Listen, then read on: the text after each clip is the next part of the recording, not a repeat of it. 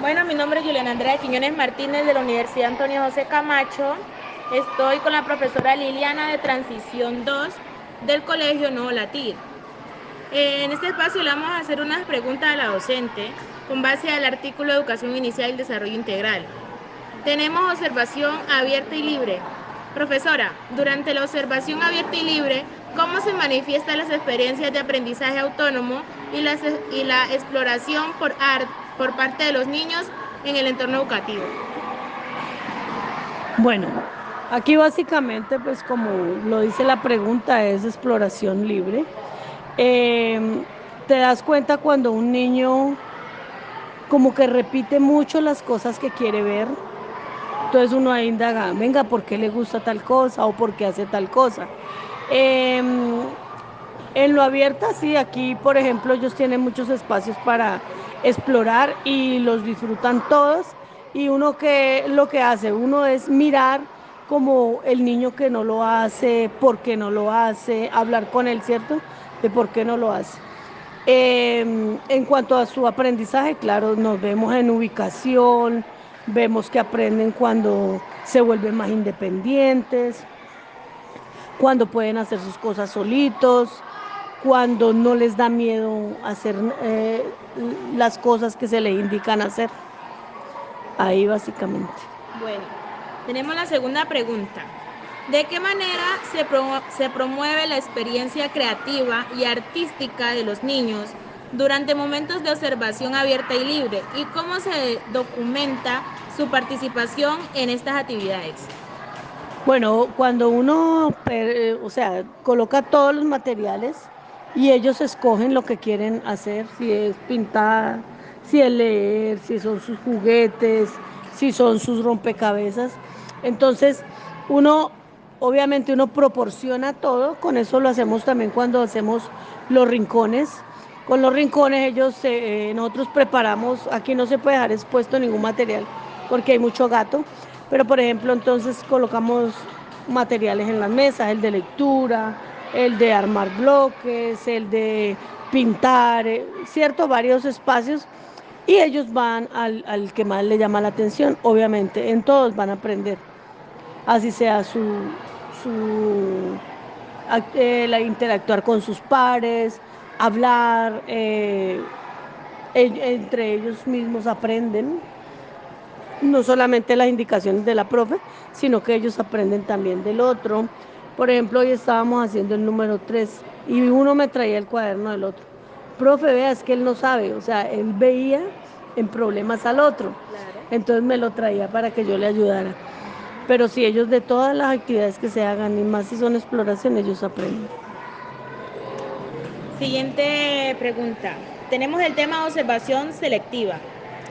La pregunta sería la siguiente. Durante la observación selectiva, ¿cómo se evidencia la adaptación de las actividades educativas para entender las necesidades individuales de los niños en su desarrollo integral?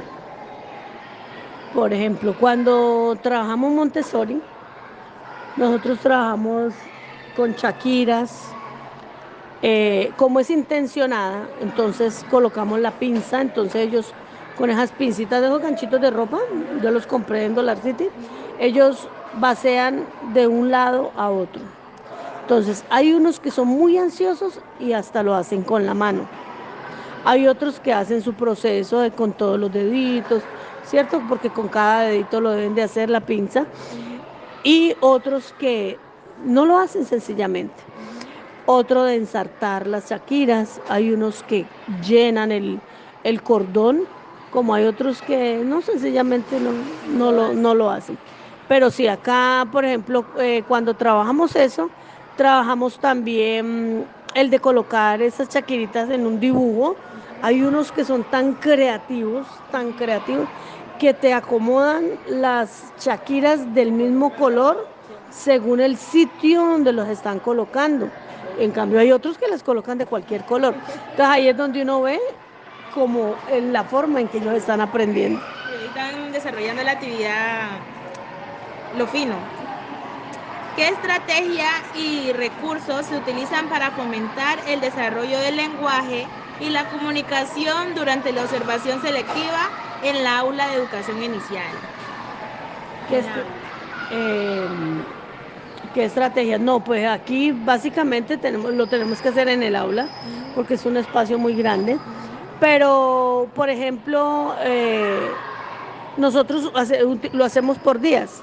Por ejemplo, cuando vamos a trabajar Montessori, un día con las Shakiras, cuando lo vamos a hacer de lectura, otro día les bajo la caja de los cuentos, la caja de los rompecabezas, o sea, ellos tienen sus espacios y ya uno sabe cuáles prefieren qué día. Claro. Tenemos aquí en la escucha pedagógica.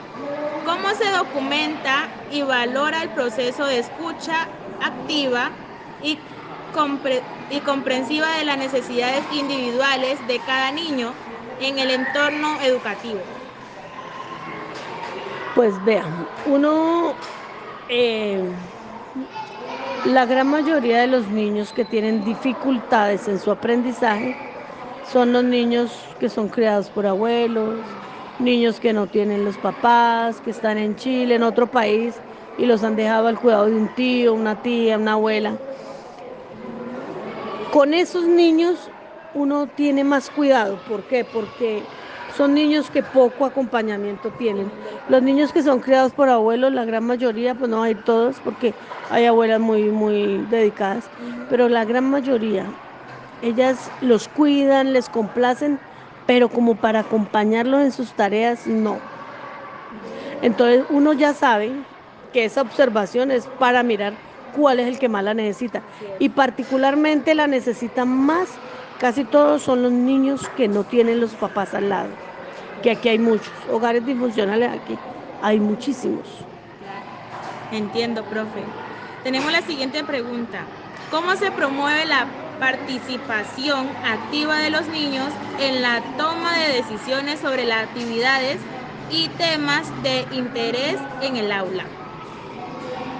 Por ejemplo, íbamos a escoger el cuento para trabajar durante todo el año porque nosotros trabajamos la lectoescritura con un tema eje, con un cuento eje. Y resulta de que presentamos los diferentes cuentos, unos narrados, otros en video, eh, otros en títere, bueno, diferentes, hicimos diferentes. De allí ellos debían escoger el cuento que más les había gustado, porque es el cuento que se va a trabajar durante todo el año. Entonces, ahí sí fue, pues uno piensa que va a haber, unos van a querer, no. Todos escogieron la oruga, mi pequeña oruga glotona. ¿Por qué? Porque afuera del salón hay unas matas y han llegado muchas mariposas, muchas orugas, y entonces ellos quisieron ese cuento. Entonces eso estaba, no sé si intencionado, pero o qué, pero esas mariposas llegaron como mandaditas de Dios, mija, y ese fue el cuento que escogieron. Claro. Acá tenemos el siguiente tema que sería momentos y situaciones propias para observar y escuchar en el contexto de la educación inicial. Tenemos la siguiente pregunta. ¿Cómo se fomenta la interacción entre los niños durante momentos de juego libre y qué tipos de observaciones se pueden realizar para comprender su desarrollo social y emocional? Aquí pues muy fácil porque todos los días ellos juegan con sus juguetes, porque pues por ejemplo el que va acabando su trabajo se arrima a los juguetes. Aquí hay niños que pelean por el juguete, como hay niños que todo lo van soltando, como hay niños que no juegan, como hay niños que quieren traer su propio juguete. Entonces ahí es donde uno ve el que le gusta compartir, el que no le gusta compartir, el que vive muy solito, muy retraído. Y en el juego es donde uno más lo evidencia. Tenemos la siguiente pregunta. ¿Qué oportunidades se brindan para que los niños exploren materiales artísticos y creativos y cómo se pueden observar su expresión individual durante estas actividades? ¿Le repito? Bueno. ¿Qué oportunidades se brindan para que los niños exploren materiales artísticos y creativos y cómo se pueden observar su expresión individual durante estas actividades? Lo que te decía, por ejemplo, Uno pasa la paleta con diferentes colores de vinilos, pone un papel grande, uno de esos pliegos de goma y pone pinceles. Y por ejemplo, ahí uno ve los que dibujan bonito, los que les gusta pintar bonito, los que no les gusta, también uno ahí todo lo va evidenciando, pero todo queda plasmado, ¿no? No es, ¿y usted por qué no quiere? ¿No quiere jugar?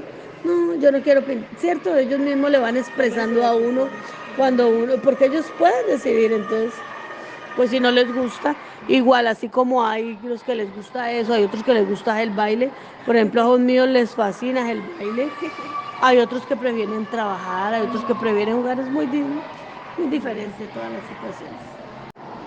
En este tema tenemos la observación.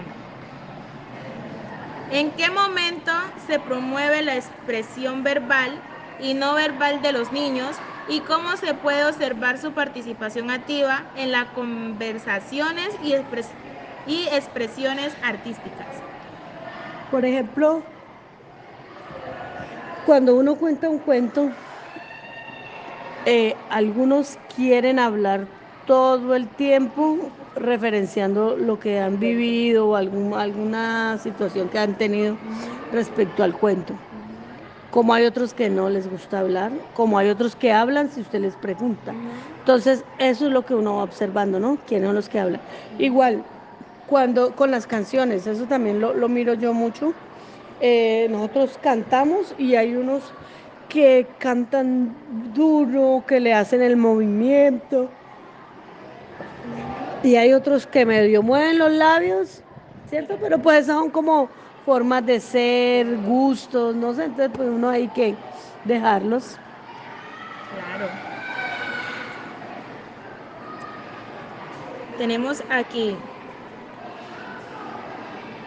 ¿Cómo se facilita el desarrollo de habilidades motrices y coordinación física durante las actividades diarias y qué signos de progreso pueden ser observados en los niños?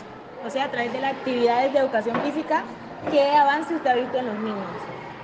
Por ejemplo, uno en las clases de educación física, uno ve los que van a tener problemas y eso es fijo. Uno ve que un niño que no salta bien, un niño que no tiene equilibrio es porque va a tener dificultades en su aprendizaje. Entonces lo que uno hace es como remitirlo, ¿no? Ponle cuidado a este que este tal cosa, o ponle cuidado a este porque tal otra, porque eso es muy evidente, o sea, eso es, con solo mirar uno ve el niño que va a tener problemas. Sí, es básicamente eso, la observación. Bueno, profe, muchas gracias. Dios me la bendiga.